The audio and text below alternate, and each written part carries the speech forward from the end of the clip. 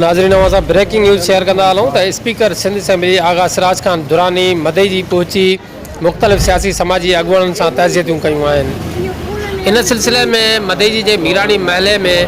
पहुची मीरानी बिरादरी जे मुअज़्ज़ज़ वॾेरो मोहम्मद आज़म मीरानी सां साणस जे चाचे जी वफ़ात ते ताज़ियत कई। उन खां पोइ ग़ुलाम हुसैन मीरानी सां साणस जे पुट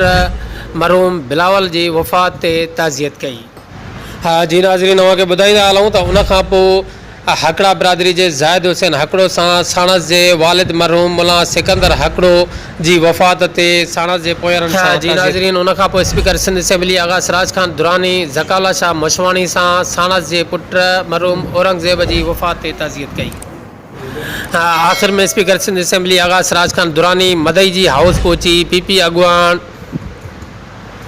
अकबर शाह मशवाणी सां साणस जे भाउ अहमद शाह शहीद जी वफ़ात ते ताज़ियत कई। जी नाज़रीन अव्हांखे ॿुधाईंदा हलूं त ताज़ियतूं करण जे दौरान पीपी अॻुवान आगा जावेद खान दुरानी अनवर पंवर सिकंदर मीरानी लाला एजाज शाह मशवाणी आगा असद पठान लाला यासिर अरफात शाह अब्दुल कबड़ो ऐं ॿिया साणस गॾु